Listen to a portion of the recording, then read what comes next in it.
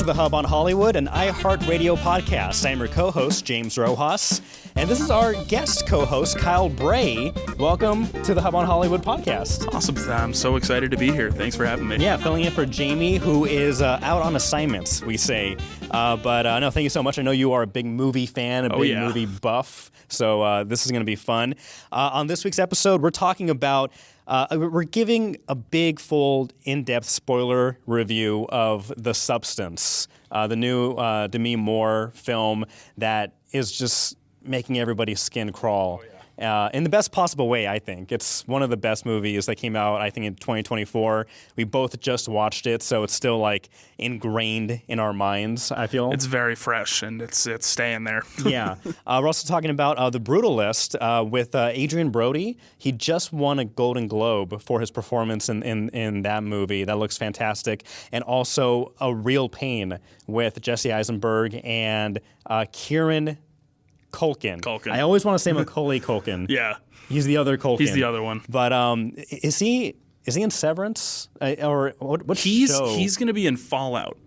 Is he? Yeah. The only reason I know that is because earlier this year I went to they had a Home Alone screening with a Q&A from him after, and he was talking about how the next day he literally had to fly out to go back to wherever they're filming Fallout to be on the set of Fallout. Have you seen season 1? I have not. Season 1? Okay, so have you played the game, Fallout 4? I have not. I've played the Fallout Shelter game on my Nintendo Switch, but I've never played the full Fallout games. Oh my god, Fallout 4, I'm actually back into playing that right now, like after watching the first season. It's so good. Walter Goggins, who plays like one of the ghouls now, so good. The main actress, I'm blanking on her name, but she's fantastic too. But can't wait for season 2. Yeah. So that's great that he is going to be in that one. We're also talking about a local Brookline, Massachusetts native who's getting the acclaim and praise that, he often gets it, but he's getting this one that's really high honor. Also talking about our favorite movie experiences, movie theater experiences, because I know on the show you may have listened or heard that Jamie and I talk about many of our movie theater nightmares of people talking and just people acting crazy. But we have actual great moments in movie theater going experiences that we're going to be talking about as well. But first, let's talk about some of the breaking news that happened this week. An iconic director in film, and not only in film but also music videos too. David Lynch. He passed away this past week, I believe at 78 years old. Yeah, it was something like that.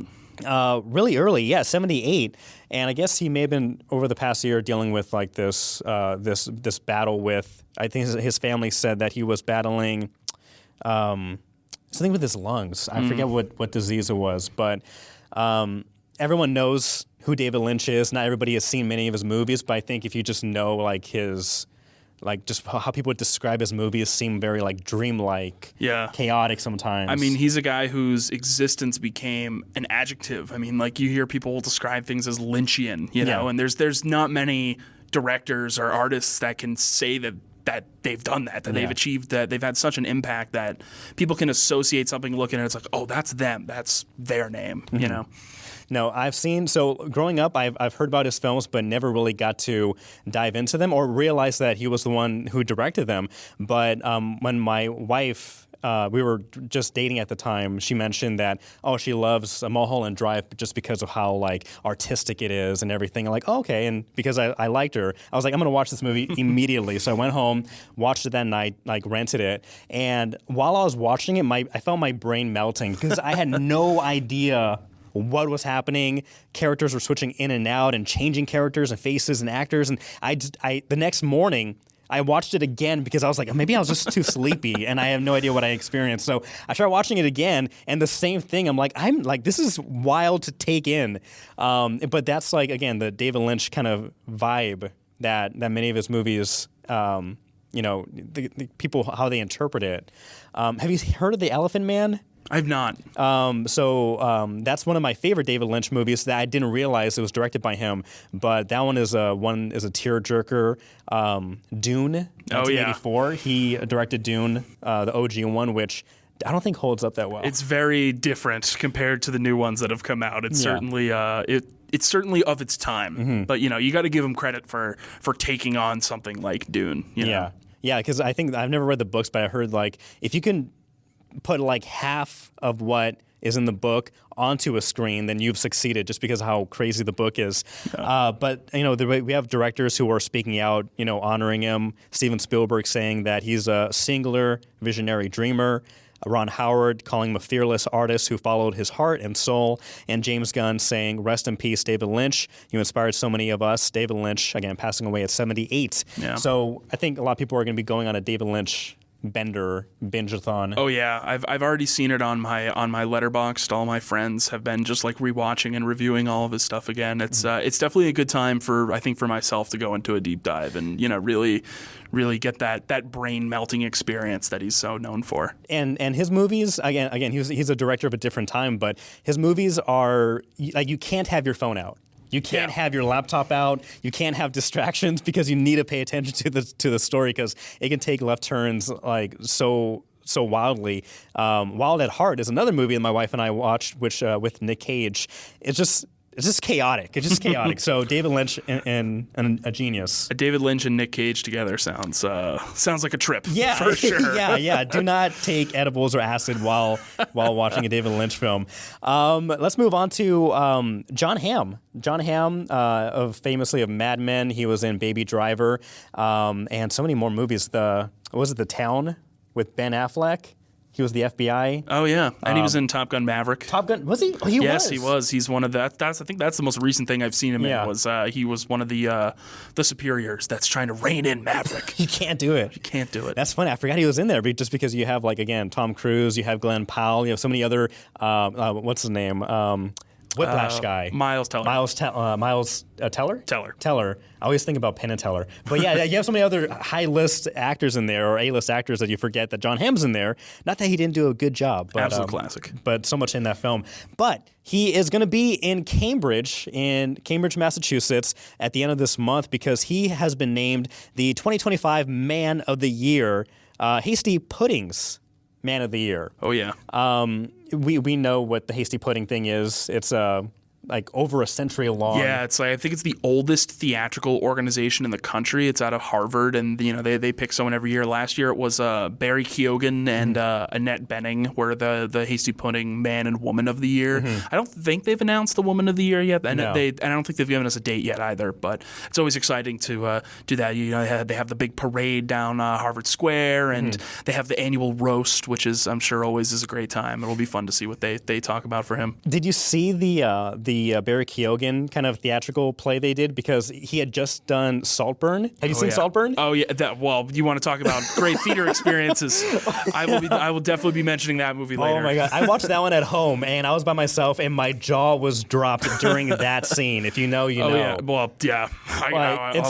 Boy, do I have a good story. So they recreated. I don't need to hear that. So they recreated that scene in a more PG kind of way for the Hasty Pudding's theatrical experience. But John Hamm, if you are a big fan, be on the lookout in the Cambridge area around January 31st at the end of the month, because he should be in town and roaming around in all his greatness. Speaking of greatness, one of my favorite comedians of all time, my favorite talk show host of all time, no one else comes close, Conan O'Brien. Oh yeah. Massachusetts native, Brookline native. He is going to be being awarded one of the highest honors for any entertainer. He has been it's been announced that he's going to be receiving the Mark Twain Prize for American Humor, and it'll be on airing, or the ceremony will be live on Netflix. How does Conan rank in your kind of TV host? I mean, I would have to agree with you. He's up there as one of my favorites. His new podcast that he has now is great, and he's so funny, but he's also a really good guy. I know that during the pandemic, when all the talk shows, and I know a lot of other people did it, but I know he was very early on and being like, I'm going to help pay and cover all my writers' salaries and stuff like that. I believe when there was a strike a while ago, he did the same, and he's just he's really funny. He's a good guy, and it's always good to see people from the area succeeding.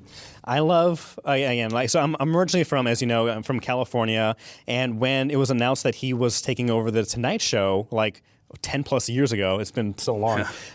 So I was so excited because he's going to be in Los Angeles. I'm from here. I'm going to love to go see his show.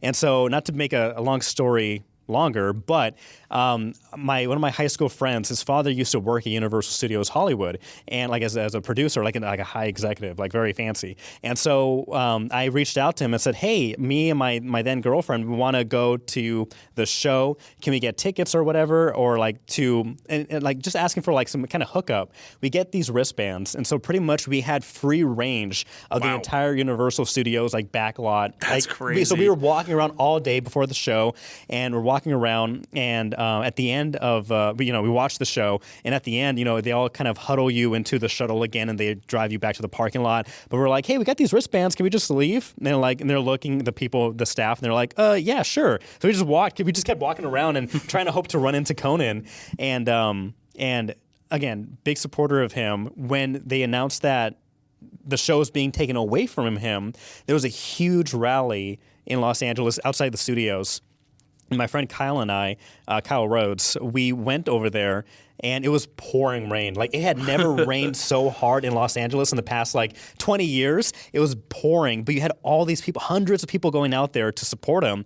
And we went out there in the rain. We were among the first people to show up. The people who work for Conan, I'm going to make this a very long story. I'm sorry. You're good. The people who work for Conan, they actually brought us out Conan, like this Tonight Show with Conan O'Brien hats because they saw that we were out there very early. And so "Oh, hey, thanks for coming out." And they gave us hats. And then eventually we got a sign from my people who were passing out like, "Go Coco."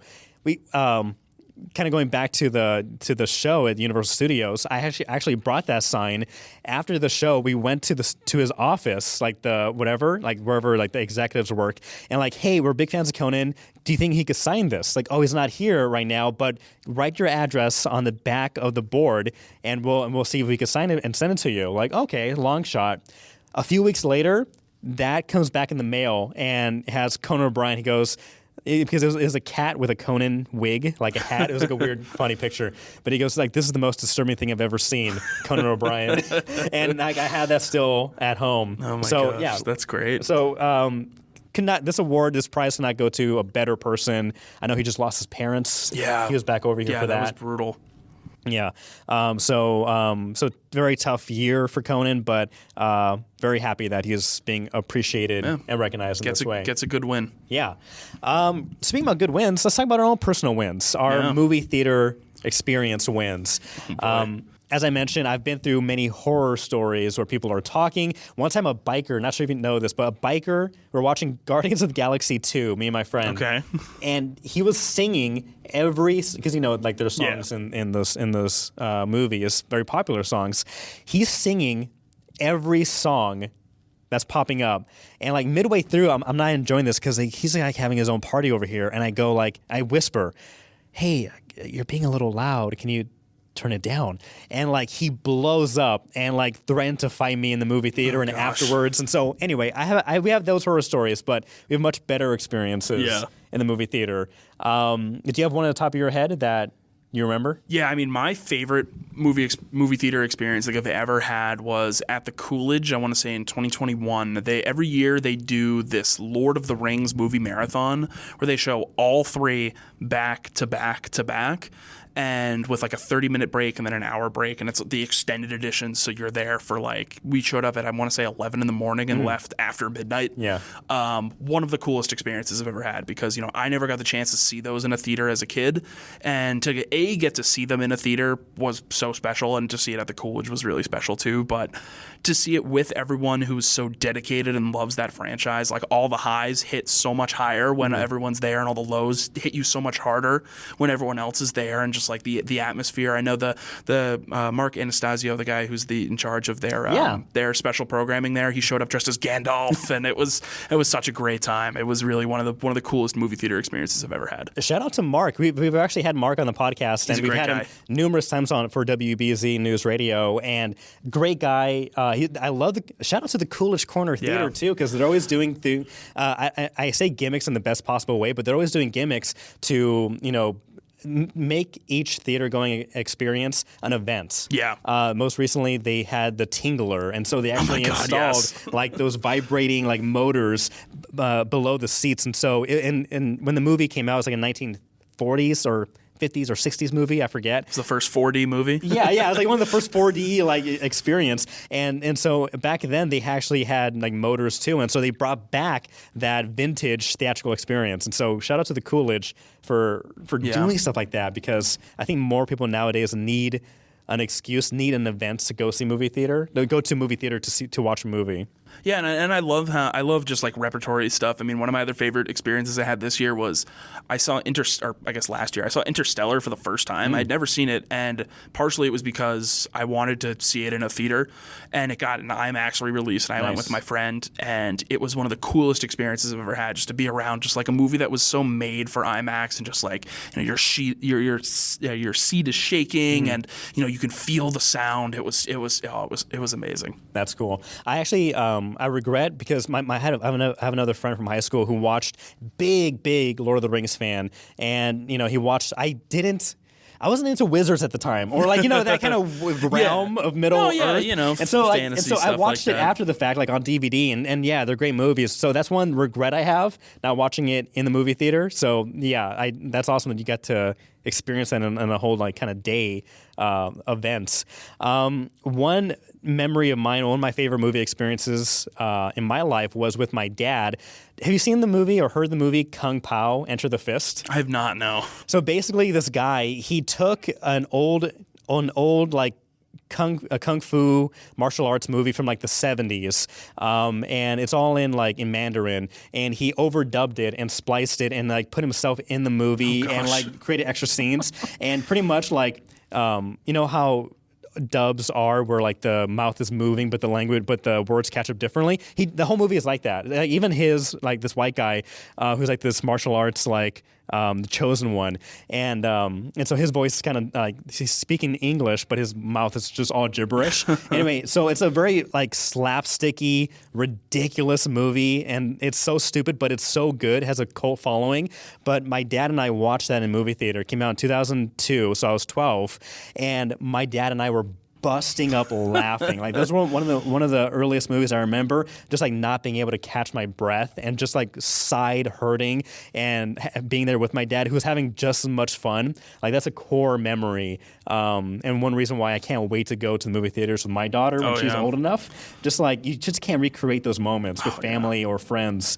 So that's one like best movie experience theater experiences I've had in my life. Yeah. I was thinking, to harken it back to Saltburn, I was going to say that was one of the most.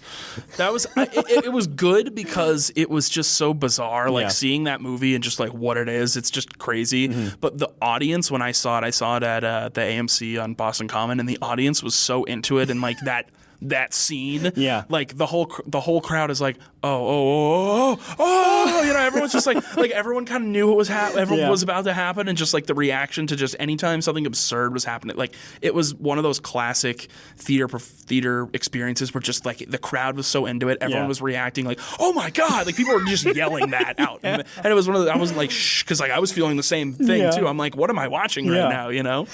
So did you know going in that there was a scene like that? Because yes. I did not know when it was going to happen, and I knew there were a couple things that I knew were going to happen, and I did not know when. Yeah. And then when like they were about to happen, I was like, oh my god, is this it? And I was like, well, here we go. This is happening. And no, the thing is, I had heard there was a scene with a bathtub. That's all I knew going in, and I watched it at home, and literally like mouth agape, like for a while. Like I'm like, oh. It's like I don't know what that feeling is. Just like inside of you is trying to burst, and like you just can't believe what you're watching. But such an iconic scene. That's definitely something that I probably should have experienced in movie theater too. Just watch other people. One of my favorite reviews I saw of that movie was someone said that like this movie was written so that Emerald Fennell could say for her next movie, "From the Twisted Mind" of Emerald Fennell, because let me tell you, that movie was twisted. That's crazy. That was a nuts movie. Have you seen The Talented Mr. Ripley? I have not. Damon? I watched the TV show that just came out with Andrew Scott, which is I didn't know they had a TV show. It's essentially the same thing, except it's all in this. It's in this beautiful black and white on Netflix, and Andrew Scott is great. Yeah, but I do know they're very. It's like basically the same thing. Yeah, right? so that's what I compared it to. Like it's like a talented Mr. Ripley meets like I don't know what other disgusting movie you can combine it with, but Matt Damon, Jude Law are fantastic in that. So that's what reminded me of that because he's impersonating or like mimicking other people to fit in, and then eventually like kind of take advantage of the situation. Another movie that that I remember having a great time in high school was Superbad. Oh yeah, in 2007. So I saw the midnight screening. It just came out, so it was like Thursday at midnight. My friends in high school, we all go, and that's another movie where like the whole theater was erupting. Like every 5 seconds, 10 seconds, there's a hilarious joke. And there's just joke after joke after joke. It's so funny. And that's a movie where I remember, like, I've never rocked back and forth in my movies in the theater seat before, but I remember just like almost jumping up with laughter, like back and forth. Everybody's having a great time. Arms are flailing. Like that's another movie that was so great to watch with people my age. Yeah. Perfect time for myself. So that's another one that sticks out of my head. We need more comedies like that. Yeah. You know, the closest that I've had to an experience like that in a theater was actually watching No Hard Feelings. My friends and I went to see that, the Jennifer Lawrence movie. Yeah. And we loved it. The problem was the rest of the theater was like not into it at all. So it was just me and my two friends just like laughing our heads off, and everyone else just kind of like looking around like, and I'm like, come on guys, this is great, get into it, you know. But we need more like good studio comedies like that. That's a good one. Yeah, the beach scene was great. Oh, like, out of nowhere, it was like, okay, this is great, this is happening, that's fantastic. That's great. So you saw that one in theater. So does that make the list of best? Not necessarily. Only because the rest of the crowd wasn't. I mean, it was fun for me and my friends. Like we left, we were like, that was awesome. Everyone else wasn't as into it. I think the last one I'll talk about would be Parasite. Ooh. When I saw Parasite in the theater, the only thing that I knew about it going into it was that it's one movie and then something happens and it's a completely different movie. Yeah. And like I knew it was supposed to be this big, scary, like epic thriller. And I remember watching the first half being like, I'm laughing. Like this is funny. Yeah. Like this is hilarious. And then just like the moment when everything changed. I don't want to spoil it if you haven't seen it. I know it's been out for a while, but like watch it. When the moment when everything changes, the theater's mood just like I remember I described to my friends, it was like just like a snap and everything changed. Like the whole crowd went silent for the rest of the movie, and it was just like everyone was locked in on it. It was so cool. That one, it's funny. Like all these movies that you saw in theaters, I saw at home. Like also kind of like in the same reaction, but by myself. But that's one reason why I love movie theaters, and I wish that they succeed. Is that like you can enjoy a movie just as much, maybe not just as much, because it's that crowd, the communal experience of laughing, crying, shouting that I appreciate. Again, I don't like people who talk in the movies, people who sing in the movies, and like there's a time and place. For example, Avengers, Endgame. Any of the Avengers movies opening weekend, you're expecting people to cheer, yell, whatever. But like there are other instances where people are just being obnoxious and like inconsiderate with other people.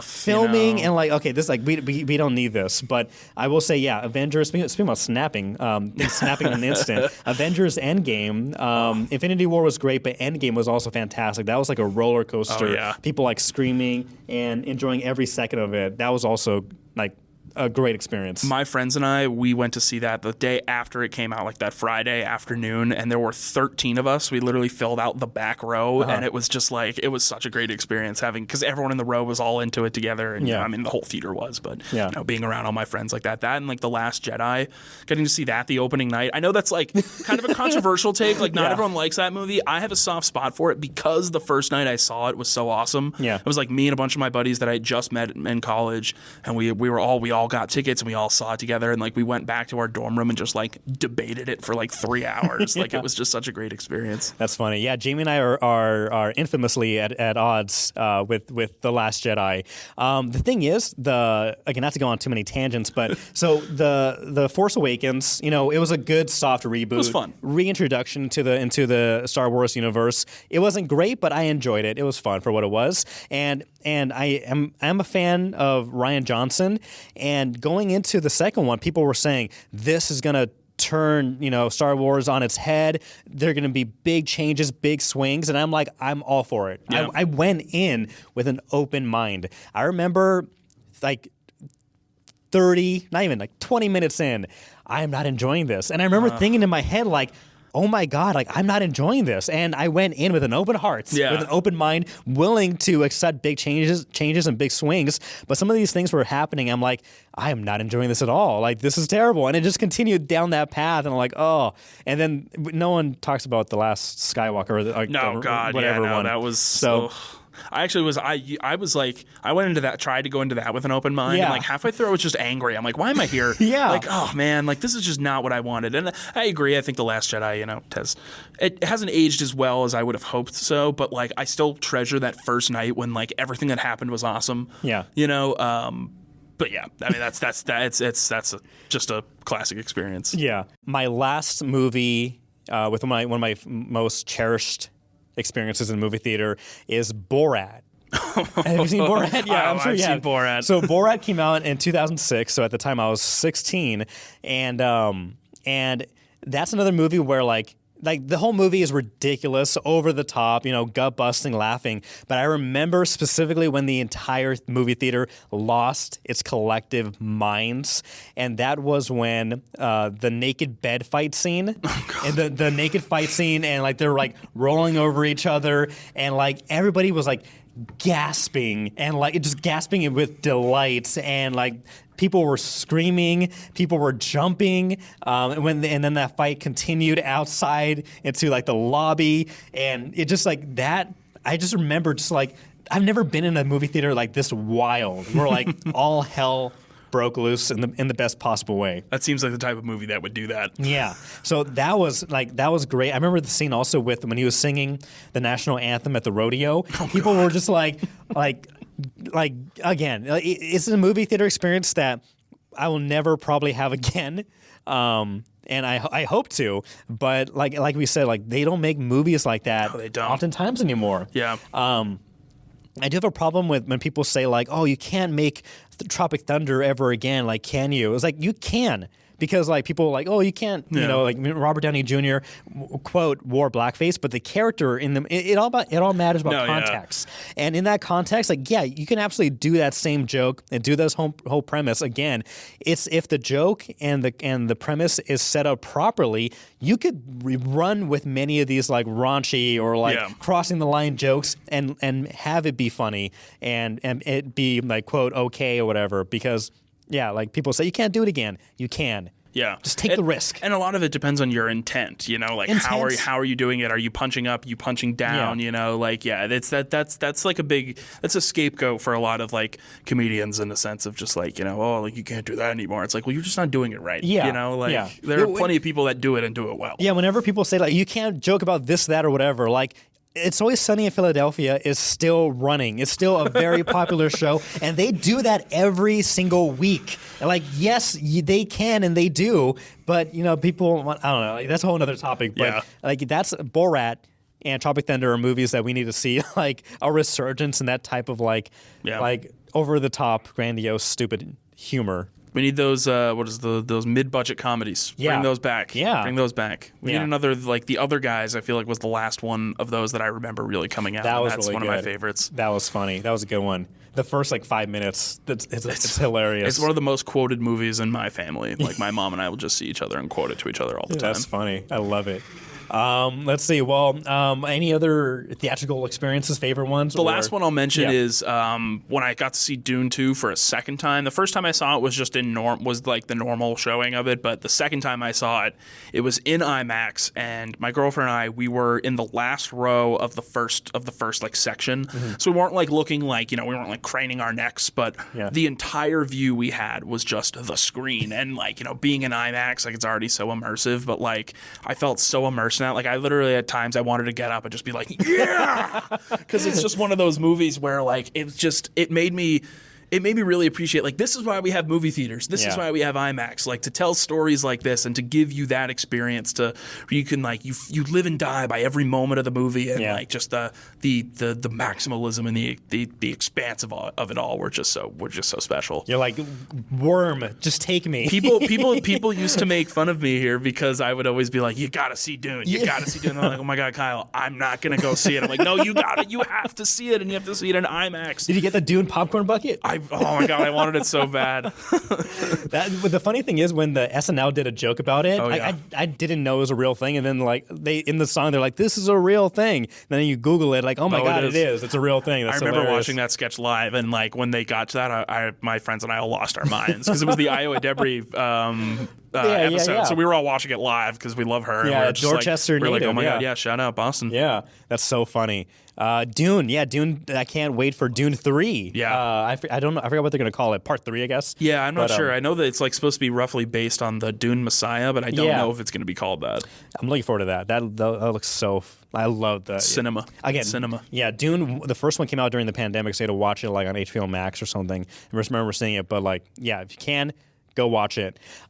Speaking about what you should go watch and what's coming back to theaters is a movie that we both just saw. Oh yeah, it came out 3 months ago, but we got back to it just because word of mouth is so good. Demi Moore just won Best Actress in a comedy or musical category. I don't think. I mean, it's not a musical. It's not a musical for sure. You can argue whether it's a comedy. There are comedic moments, but this is more like a drama, like a horror drama film. Very dark comedy, maybe. Yeah. We're talking about The Substance. Yeah. The Substance, basically, the story is about a fading celebrity taking a black market drug, a cell-replicating substance that temporarily creates a younger, better version of herself. Things go wrong when the other half begins to literally take more and more from the original. As I mentioned, starring Demi Moore as Elizabeth, Margaret Qualley as Sue, and Dennis Quaid. Quaid as Harvey. He was literally chewing up every scene. Literally chewing up every scene in this film. There's so many close-ups. Never eat shrimp again. Eat shrimp, or I don't know, like that, or thank goodness, like, or smoke cigarettes, because he does not make that look appetizing at all. But this movie, I've heard, and I made the mistake of, like, I watched this at home. You can rent it right now on demand, or you can buy it on Amazon Prime. But I was home alone. I was like, okay, let me warm up leftovers. Let me sit down and start eating. And I made the mistake of eating during this film because this is the first thing that popped in my head, like description-wise, was just disturbing. Yeah. It's grotesque. In a good way, I think. Like, not in like a, like, oh, you don't watch this movie, it's grotesque. But it's like, if you don't have a strong stomach and you're not really good with like blood and stuff like that, this is not the movie for you. Yeah, and it starts out pretty small, and I'm a little squeamish to needles already. Mm-hmm. Like, I give blood, but when they put the needle in, I have to kind of just look away, just go for it, but I'll look away. So like, it starts out like with like some needle jabs. So at first it kind of like, I'm eating, and the first like kind of like stomach gets a little twisty, like, oh, okay, but I can deal with that. But then things just escalate more and more so throughout the movie. Let's talk about, we could go into like the non-spoiler-ish, and then we can get into the deep dive of it. But basically, this is a movie that looks at, the ugly side of Hollywood or the entertainment industry, and especially how women are treated. I know the director, she was saying that she filmed this movie through the male gaze, and that is often what a lot of people used to film movies or shows with the intent of like having men being satisfied with what they looked at. So a lot of shots with like are physical. You're looking at women's body parts and looking for that eroticism, and trying to catch a man's eye. But the director intentionally used that to try to tell the story about how hard it can be for women in this case, who are aging but are still expected to live up to not only societal expectations, but also because of that, like their own expectations. And there's a lot of self-harm messaging in this as well. Yeah, and how like, the industry really forces them to try to always be, try to look young. And to like the whole idea where it's like it was her 50th birthday and Dennis Quaid's running, he's like, we need younger, and it's probably not even that outrageous to say that happens. Like literally, like people hit a certain age and the big studio execs are time to move on and get someone new, and it is really a story like kind of in a testament to what people, like what women have to deal with in the industry and what they're expected to do, and the lengths that some people might go to try to hold on to that, because and this might not be something they would actually want to do for themselves, but that's just what they're expected to do, Yeah. So basically, it starts out with literally a star on the Hollywood Walk of Fame, and it shows Elizabeth Sparkle, which is Demi Moore's character, and it goes through the day that it was unveiled. You have all the paparazzi, you have everybody taking pictures of this is a downward shot, so you just see the top of the heads, and then throughout the seasons and years, you see how eventually it gets cracked. People drop food on it, and it becomes time has passed, people forget about this person or don't think of them as often or as highly, and so Demi Moore plays this actress who was big in the heyday, but then eventually now she's older, and she's kind of working. Her legacy is now doing workout videos, kind of popular. What was popular in the 80s? What are they, leotards? What do you call them? I think so. Spandex leotard stuff. That was it? I like aerobics stuff. The in-home aerobics. Yeah, and so that's her legacy now. And then Dennis Quaid's character is her producer of sort, or the creator of the show or whatnot. And then she, she goes to the restroom in the men's room because this isn't a big spoiler yet, but she overhears him saying, we need somebody younger, somebody hotter. She's 50, she's old, she's done. And then this is what triggers her into, thinking, she's not enough, she's not worth it. She goes to a doctor through a series of events, and she gets offered the substance, which is this miracle cure. And what it will do is, and again, this is not a spoiler, but basically you take the substance, and then you are replicated. Another version, a younger, better version of you is born. In a sense. Yeah, and it's certainly in a sense. Yeah, and so these characters, these two separate entities who are one, but separate, they each take turns on a week by week basis, and then that's when things start going off the rails.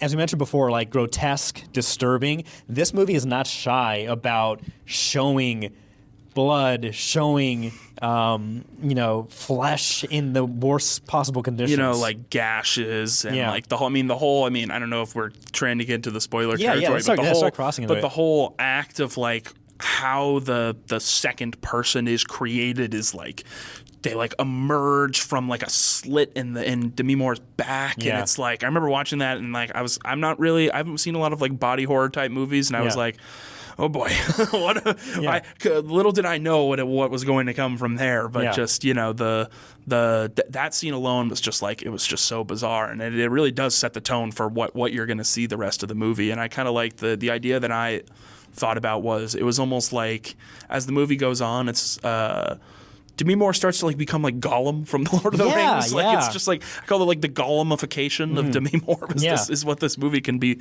summed up. There's a point where she realizes that the other half is not treating her well while she is incapacitated, and because of that, she's physically being deformed because the other one is literally taking too much of her her spinal fluid, which is another grotesque scene that reiterates that what people are willing to do, the self-harm they're willing to do to themselves in order to maintain what they think is on par for what society expects. And because of this, she's going through this physical deformation, and she's given the option to you can stop this whenever you want, but you will no longer be partaking in the high life. Your other half will not be partaking in the high life and being in the spotlight and being young and beautiful and all this stuff. You can stop that. You can stop doing this to yourself, and she chooses not to stop. Yeah, because then she'll also be you can't reverse any of the things that she's done. I remember that scene when she first has it's just her finger at first, and she's how do I get this fixed? And they're you can't get it fixed. Yeah, and I like the whole time where she's she and then the guy on the phone's there is no she, you are one, and they really keep saying you are one, every decision you're making, you are making about yourself, know. And it was just one of my friends, I remember she was describing it, and she was this is I'm sure that the person at the substance call center was oh my god, every time she's calling again, I'm gonna have to tell you the same thing, listen to yourself, your actions have consequences. The thing is, one scene that really stuck out to me was when she realized that Margaret Qualley's character Sue, who's like the younger, hotter version, is abusing her and and taking more of her time than she's supposed to. Speaking about Kyle, he's the one that we went to Conan for. I'll call you back, Kyle. What was I gonna say? Oh yeah, so there's a scene where she's looking at the mirror, like Demi Moore's character is looking at the mirror, and she's yelling at herself like, "Stop doing this! Stop hurting yourself! Stop doing this!" And like that is such a real scene for so many people who are going through a lot of like mental stress or the trauma, where they may look at themselves in the mirror and yell at themselves like, "Why are you doing this? Stop it!" That self-harm, kind of reiterating of how society puts so much pressure and industries put so much pressure on people, whether you're a man or a woman, and it can be hard, even though you realize that you're hurting yourself, it can be hard to stop that. And even putting pressure on yourself, I mean, because the younger version is literally putting so much pressure on the older person that it's literally sucking the life out of them, like the years. And I remember the scene when she goes on the phone and she's like, she's just sitting in front of the TV all day eating, well, that's because like she's struggling through dealing with this thing, and like the scene where she opens up the French cookbook and she's making all that food. Like, it's one of those things, I'm sure at that point you're probably like, I don't want to eat ever again. I'm done eating. Like, no, I'm good. Like, I'm going to throw this out. I'm not going to eat tomorrow. Like, God. Yeah. No, that was again. This is a beautifully shot film. The cinematography is amazing. The colors are really the director and the cinematographer. Because after this movie, I've been watching all the behind the scenes and the making of and all this stuff. And they're saying they wanted like a retro feel, but like a retro future. So you had a lot of like kind of 80 poppy colors, but it kind of feels like a kind of super like kind of a future dystopian Hollywood. Yeah. And the director was the director and the cinematographer were talking about, again, that male gaze, wanting to make sure that people understood, what that does to people. So cinematically, it looks beautiful. The hallway scenes, the long shots, the camera angles were really beautiful, really well done. Yeah. A lot of this was done without CGI effects. Wow. And so like the apartment, they built that entire set. It's a beautiful set. Beautiful set. A lot of the prosthetics, especially for the last act of it, where Sue, she takes the substance because after, again, we're in the spoilers now, but after she nearly kills Demi Moore's character because, she tried to end the substance, life. She starts falling apart literally like right before like her big New Year's show, and she goes back to the house, takes the last of like the substance which you're not supposed to take, and then she morphs another. I love the Monstra Elizasu, the title that was introduced for like the third one that pops out, and then so all that, real prosthetics. That's crazy. Super crazy. Apparently, Margaret Qualley had really bad acne reaction to the prosthetics, and so she had a whole year of recovery from from the acne and stuff. But another thing of the thing that people will do to make a movie, to literally, that's almost like the hammer hitting the nail on the head, like a huge metaphor within the whole movie itself. But I think they did a great job, and like again, they did so many cool camera effects. The scene where after Demi Moore takes the substance and it has like the colors like kind of zooming by, and like you kind of see like weird kind of lines zooming by. They did that practically. They had like this weird like these two big wheels, and they had lights that were like each like fluorescent lights that are vertical, and it spun, and the camera's in the middle of it, and so you had such a great camera work in this film. So it's visually beautiful. The story has a great meaning and metaphor. And how like every shot of Dennis Quaid was almost shot with like a fisheye lens, like it's giving that like it makes it kind of puts you in the position of the characters and how uncomfortable it must be to be around someone right in who's your face. like that, like someone who's squeezing everything they can out of you, and someone that's so misogynistic and stuff like that, and it's like you're almost makes the viewer almost receiving the gaze that he's imposing upon them, which I thought was really cool, especially the scene with him eating the shrimp is like, oh God. Yeah. Like, so the Dennis Quaid's character's name is Harvey, which again is no subtlety in that, obviously referencing like a connection to Harvey Weinstein and the abuse of women and people in the entertainment industry. So you have this character doing the same thing who doesn't care about, what's old. He just wants what's new, what's hot, what's fresh, and just being a disgusting human being about it, but like feeling like he's like the best and like like everyone owes him everything. Fun fact about Dennis Quaid, he was actually not cast as Harvey initially. Ray Liotta was going to play that character, and so they started filming. I forget when they filmed this, but they were filming, and so 3 months into filming, they didn't have Dennis Quaid come in, and so Dennis Quaid came in to fill in for Ray Liotta because Ray passed away. Yeah. But so I can imagine Ray doing a fantastic job as that character too. But Dennis Quaid, he's fantastic being like this weasel, this slimy thug. The way he delivers that line when he in the hallway to Margot Qualley, so smile. Like it's like sends a chill down Beautiful your spine. women smile or should smile or whatever. Yeah. Like the way he delivers that, I was just like, I remember I was texting one of my friends while I was watching it. I was just like, I mean, the Demi Moore and Margot Qualley are doing great, but like Dennis Quaid's cooking as well too. Like the three, because it's really just the three of them. Like there are a couple other speaking characters, but just like three pros really on the top of their game in this one. I'm not surprised that Demi Moore won an award, got a Golden Globe for her performance. Again, excuse me, I'm not sure if comedy or musical was the best category. I really don't. It's kind of like The Bear. Yeah, you know? I know. Don't get me started. Don't get me started on The Bear. But that could easily be up for like just Best Actress. Yeah, just Best Actress. And it wouldn't shock me come Oscar time if she's the one that takes that home. Yeah, I really think that she's made a good case for that. Yeah, the director is so good too. She also, and I should have written it down. But the director, she's French, and she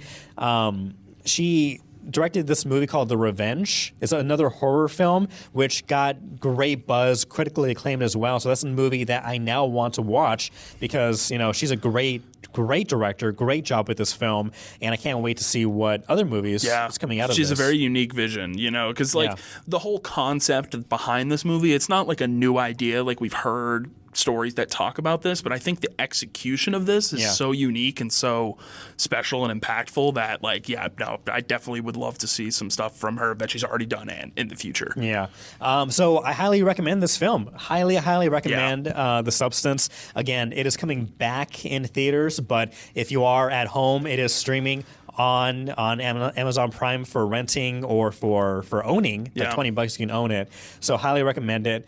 And you want to talk about a good theater experience? I'm sure watching that in a crowded theater of people that haven't seen it before, that would be an experience. The back sewing up scene, like after Margaret Qualley's character Sue is born, and she's like suturing or sewing up. Yeah. That was like, oh my God, that's so meaty and so crazy.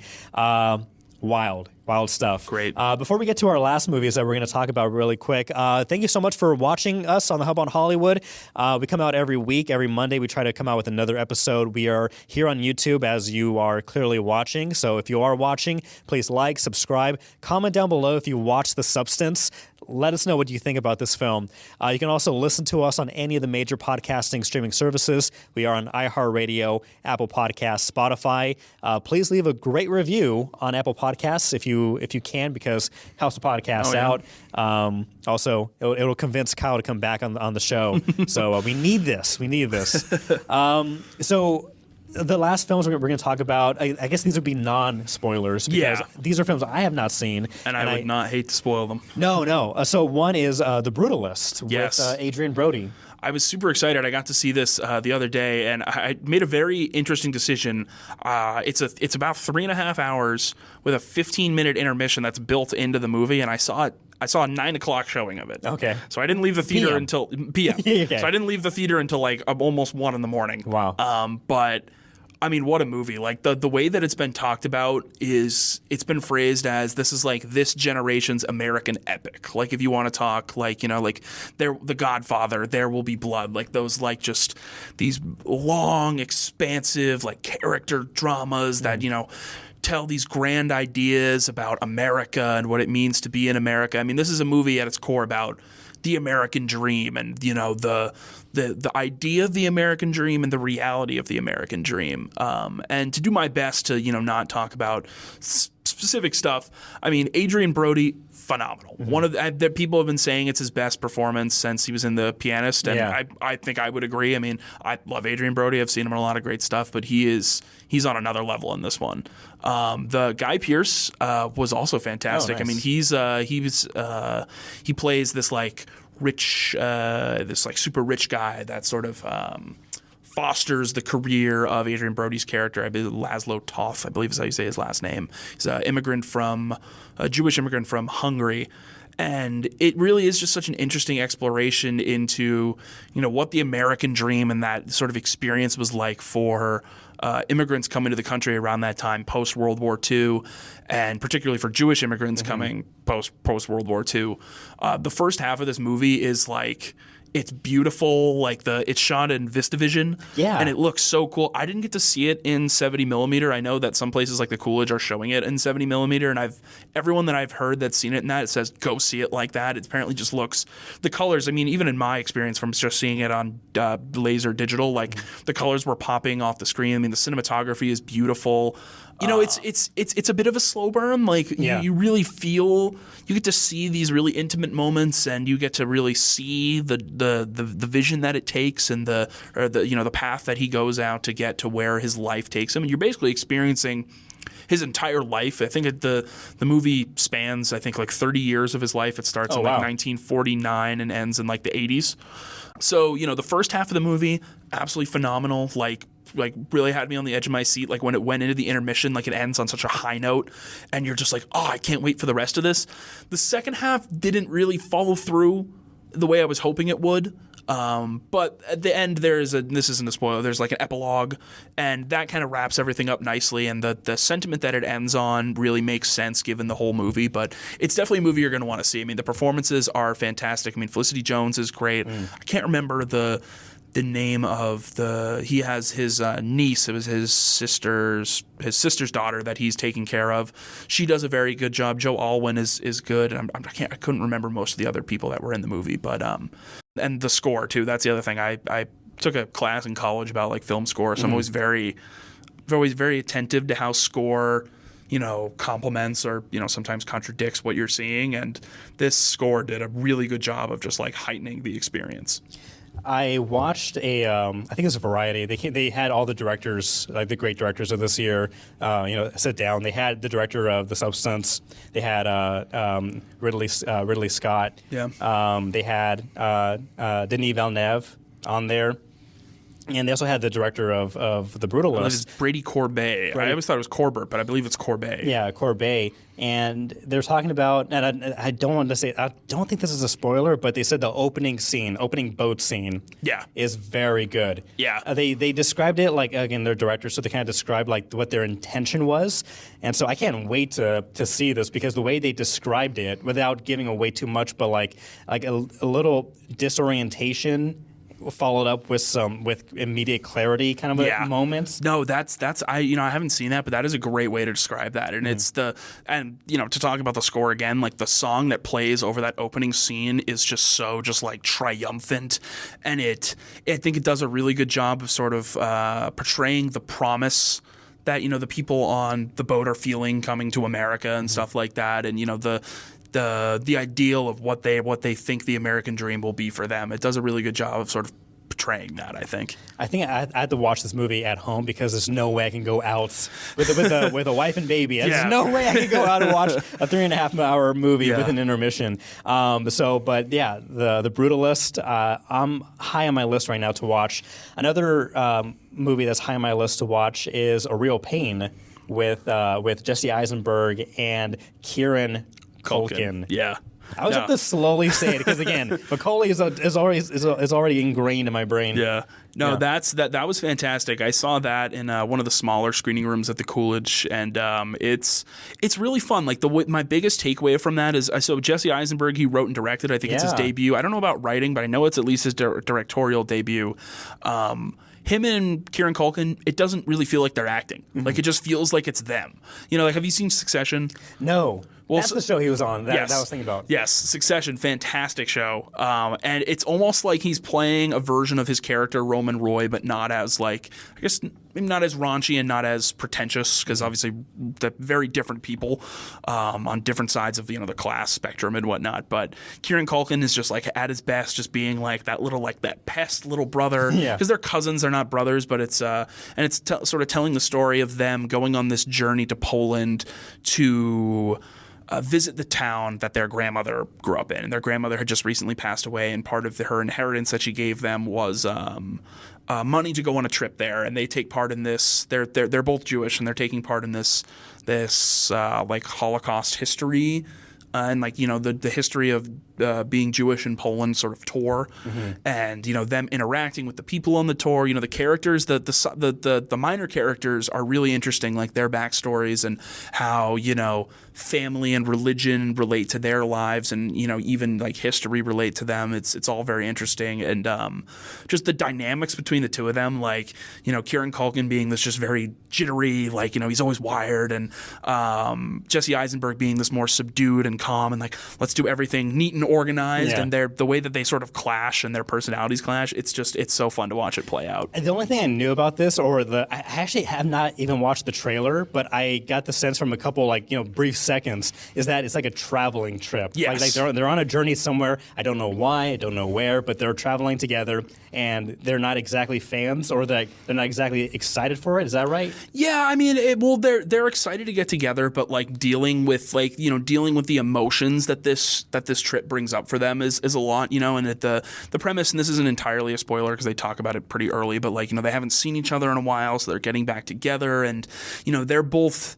It's an interesting exploration of how both of them deal with grief, because they're both grieving very much, and, you know, they're almost not willing to admit it at first. Have you seen it's a movie by my favorite director, Wes Anderson? Have you seen the movie The Darjeeling Limited? No. It's a very good movie. It's very similar to that. I kind of jokingly compared it to that with some of my friends, but it's very similar. It's, you know, these you know, The Darjeeling Limited is a great movie. It's Owen Wilson, Adrian Brody, and Jason Schwartzman as brothers dealing with the loss of their father and trying to find their mother. And it's a very similar you know, story, talking about grief and family, and, you know, a journey to do that, and, you know, there's chaos and comedy and stuff like that. So no, A Real Pain's definitely worth checking out. My only problem that I had with it is it was kind of similar to the Brutalist, where like it's very character driven, and like at times, like, it feels like the plot kind of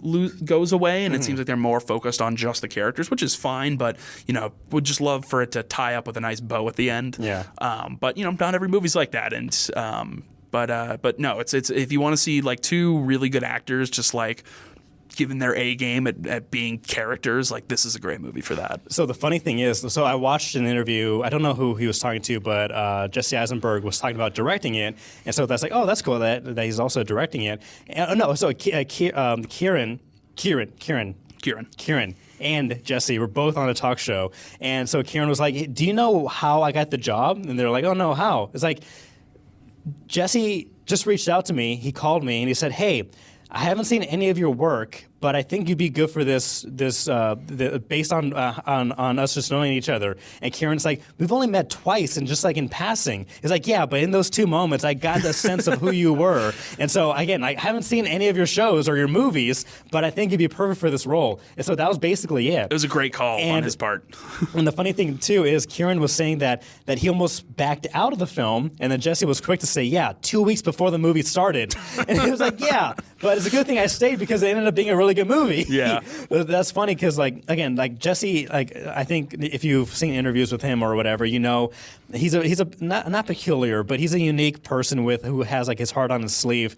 And so it's just funny to have him, like, he was going to play Kieran's role, but then he decided to switch it up. Oh gosh, I don't think he could have done that. Yeah, but that's good judgment. That's really good judgment. That's a good call. And so so it looks really fun. It's getting really good buzz, good reviews. Yeah. As you know, you're just describing. So that's on my list of things to watch too. It's definitely a very good, fun watch. I mean, there are moments where it can be very heavy, but, you know, that's just the nature of, you know, it's just a good story, and you know, it's a good laugh at times. If you're a fan of those two actors, it will hit for you. Excellent.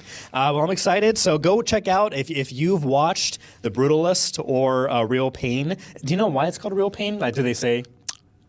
At one point, do they say you're a real pain in my butt or something? I think I think they do at some point. Yeah. but I can't remember. Okay, that's fair. So if you've seen either film or any of the three, The Substance, The Brutalist, or A Real Pain, let us know down below in the comments what you think. What are your thoughts? What are some movies that we haven't mentioned or seen that we should also check out before award season really ramps up? But Kyle, thank you so much for joining us on the Hub on Hollywood. Hopefully, I think you may be back next week. Yeah, I'd be super excited to come back. Thank you for having me. I've been following you guys on social media and stuff, and you're always catching up on your takes, and it's an honor to be here. Awesome. No, my honor, my pleasure. Speaking of following, follow at Hub on Hollywood on TikTok, Facebook, Instagram, and all that jazz. And as long as TikTok is still around, yes, we'll be there. Thank you so much for joining us. We'll see you next week for the Hub on Hollywood. I'm James. And I'm Kyle. Bye.